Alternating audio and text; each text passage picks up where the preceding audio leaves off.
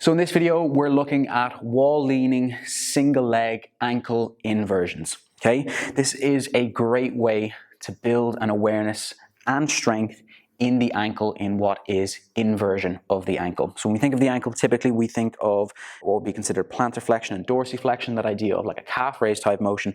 But there is a degree of sort of tilting that happens at the ankle where we look at what would be considered inversion and eversion as well. And when we think of a lot of athletic movements, we do a lot of change of direction, a lot of landing, a lot of jumping and stuff like that. And it's not just done on sort of like one plane of motion. There is an element of absorbing, distributing load that kind of happens in different planes, okay? So what that means then is we are going to be stressing like that area of the ankle that's responsible for inversion and eversion. And if we're able to strengthen, become more aware of the area, we're just building a more robust ankle that's able to handle these stresses and strains during our sporting movements, okay? So with this, it's certainly a lower level entry movement when we are standing up a little bit taller.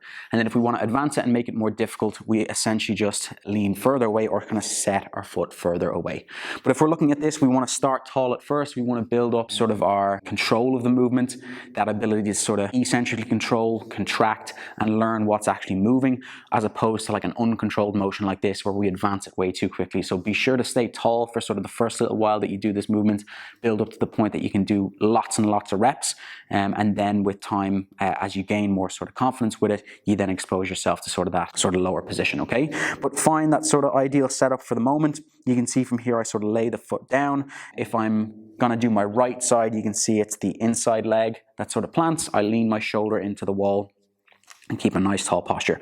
My left leg comes off the ground from here, and the idea would be that from here I'm going to try and think of contracting everything on what would be like the inside edge of the ankle, and my weight then distributes onto the outside edge of the foot, okay? So I lean in from here, contract the inside edge of the ankle. You can see my weight then distribute onto the outside, or like the pinky side of my foot, and then I control down, okay?